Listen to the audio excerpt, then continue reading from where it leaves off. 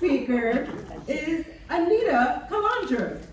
Anita Calandra is a holistic wellness practitioner dedicated to helping people reconnect with their health naturally. And through her practice, Natural Wellness by Anita, she emphasizes that true wellness is more than simply managing symptoms. It's about nurturing the body, mind, and spirit to create clarity, resilience, and joy. Now, Anita holds a bachelor's degree in holistic nutrition, a diploma as a holistic health practitioner, and is completing her master's in integrative health sciences. And beyond her formal education, Anita has applied these principles in her own life and with her family, transforming their health through natural, sustainable changes. Now, whether individuals are working alongside a healthcare provider or navigating their health journey independently, Anita supports them with a holistic approach to nutrition and lifestyle. Her mission is to guide people in taking back control of their health through small, intentional steps that lead to lasting change. Welcome, Anita. I'm passionate about health, and it's one of my favorite things. So I'm always giving advice and always talking about it. And I'm just gonna talk about nutrition and how it affects our soul and what we need. So we are not just feeding our bodies, we're feeding our souls. Every single thing we put in our mouth becomes part of who we are. It becomes our cells, it becomes our blood, it becomes our brain chemistry, even our thoughts. And yet, here in America, the very system that's meant to nourish us has been hijacked. Our food supply has been twisted into a profit machine, and our health is paying the price. We live in a nation where the grocery store shelves are lined with products that are legal here, not allowed somewhere else, but they're banned in dozens of other countries, where processed foods, pesticides, chemical additives, and genetically modified ingredients have quietly become the norm for us. We're cheap calories and easy to find, and there's no nutrition. It's scarce. And the result, a tidal wave of chronic illness. Cancer, heart disease, diabetes, autoimmune disorders. These are not bad luck or genetics. They are the symptoms of a broken food system. And the hardest truth of all, no one is going to come save us from this. And that's why it's so critical. It's spiritually critical to know where your food comes from. From your, whether it's your body is the temple that holds your soul, and what you feed it will either help you rise into your purpose or slowly steal your vitality. Every meal is a choice between life-giving energy and slow decay. The government is not going to protect you from your harmful additives. The corporations will not voluntarily stop putting toxins in your food. The marketing will not tell you the truth. That's why it's on us, you, me, to seek the truth, to read the labels, to ask the hard questions, to vote with our dollars for real, whole, nourishing food. Because this is not just about avoiding disease. This is about protecting your mind, your clarity, your mood. It's your ability to think critically and to live fully. A malnourished brain cannot dream big. So I am asking you, for yourself, for your family, for your community, become a guardian of your plate. Know your farmer. Grow something, even if it's small. Choose the cleanest food you can find with the resources you have. And most of all, keep learning, keep questioning, keep doing the best you can, because your life, your energy, and your future depend on it. So, what is the strongest weapon you carry isn't in your hands, but it's on your plate. Think about that for a moment.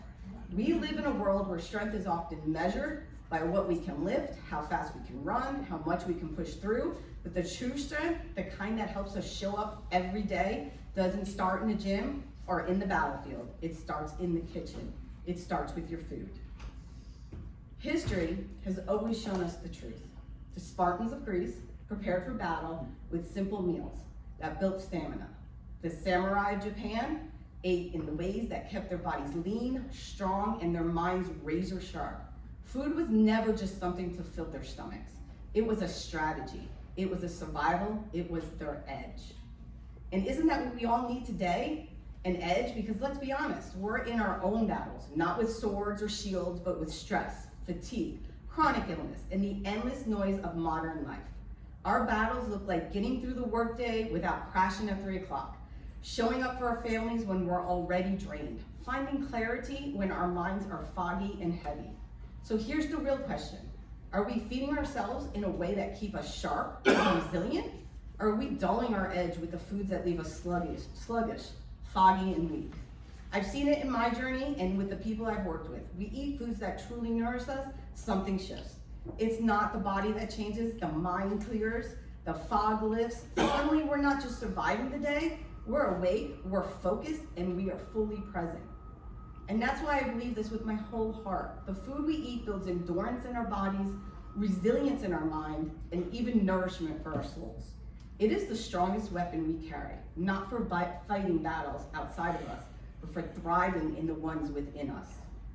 Now here's the problem. Today's world, most of us aren't eating any food anymore. We're eating products.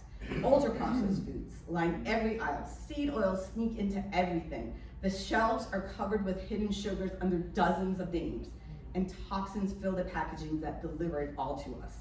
And what's the result of this? A society that is overfed, malnourished. We're carrying full plates, but running on empty. And think about how this plays out in the daily life. Mentally, our brains are struggling under the weight of constant information.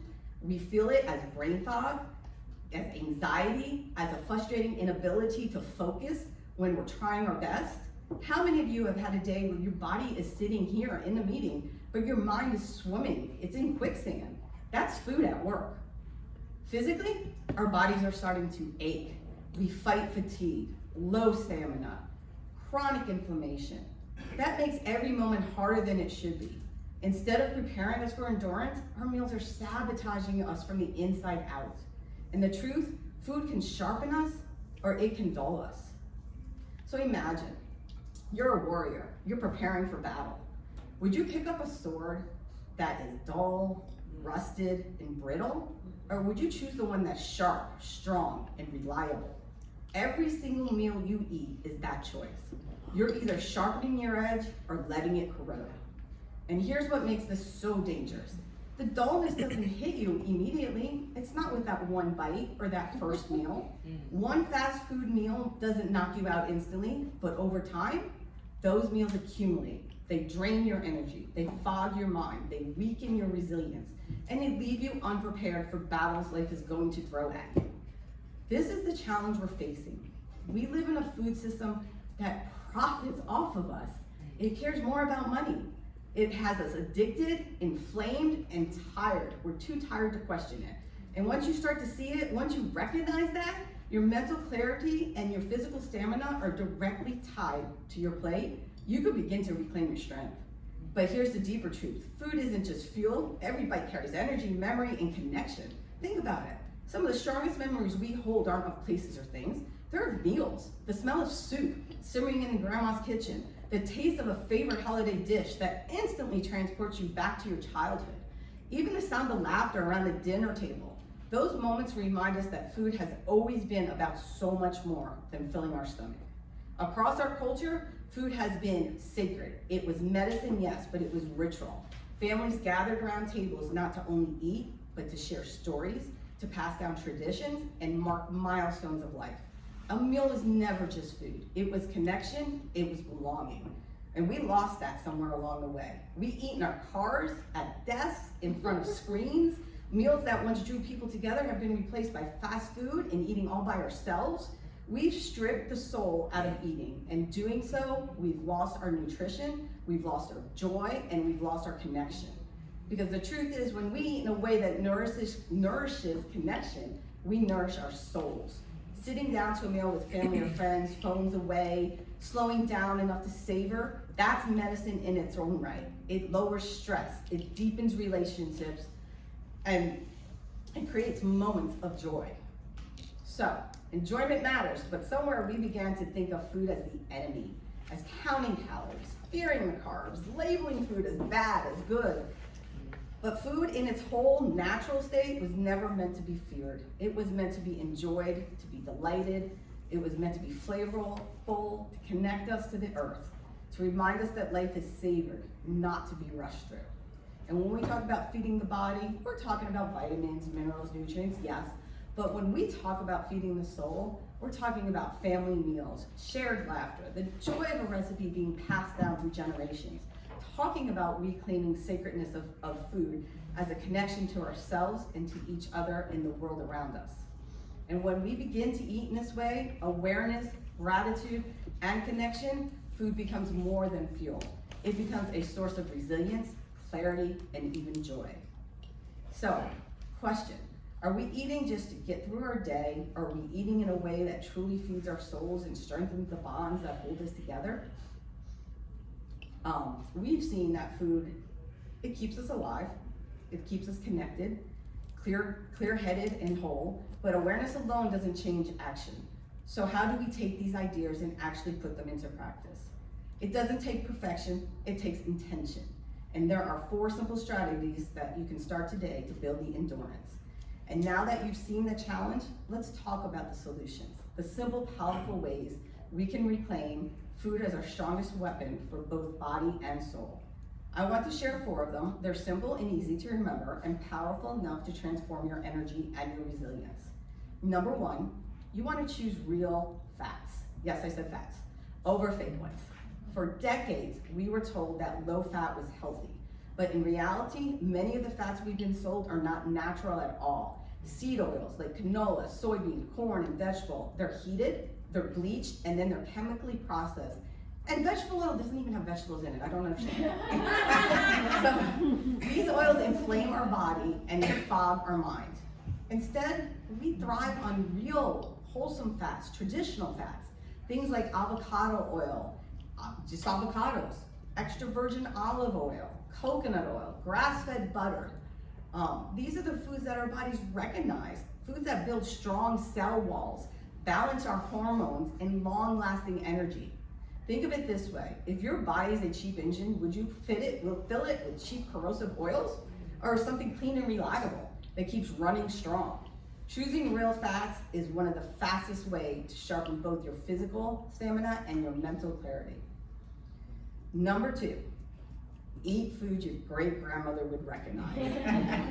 If your great-grandmother wouldn't know what it is, chances your body doesn't either. A box of neon orange crackers or a bottle of soda is not food, it is a product. Whole, unprocessed, seasonal foods are what truly nourish us. When you fill your plate with colorful vegetables, clean proteins, fruits in season, nuts, seeds, and herbs, you're eating in a way that honors both your body and your ancestry. It gives you steady energy, keeps your mind alert, and prevents the crashes that come from ultra-processed snacks. This is also where joy comes back, because real food tastes alive. A tomato off the vine tastes nothing like one pulled from a can. It doesn't just sustain us, it satisfies us. Number 3, sync with the earth's rhythm. We forget that we are part of nature and our bodies thrive when we live in rhythm with it.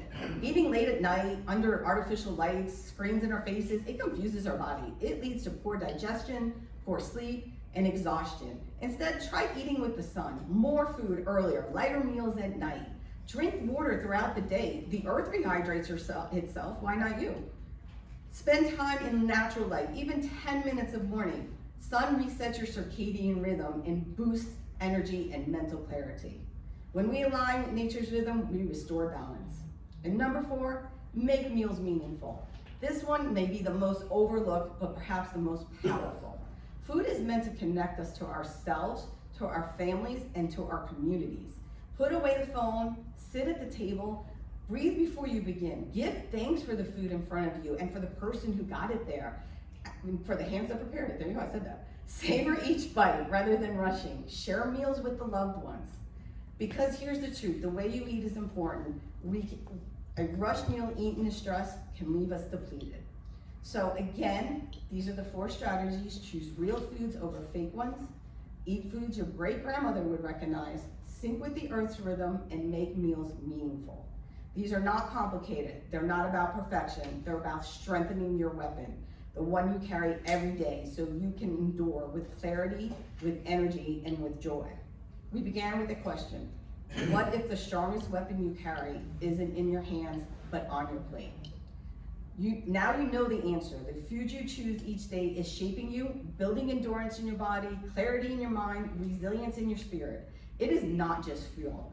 It is a strategy. It is not just a calorie. It is a connection. It is not the difference between walking through life foggy, tired, and inflamed. It is living with sharpness, energy, and purpose. So here is my challenge to you. The next time you sit down to eat, pause, take a moment. Are you filling your stomach or are you feeding your soul? Because every bite is a choice to dull your edge or to sharpen it, a choice to weaken or to strengthen. And when you choose food that is real, whole, and meaningful, you're not just eating, you're equipping yourself for the battles of life with the strongest weapon you'll ever wield. Remember this, warriors are not made in the gym, they are made in the kitchen. Thank you.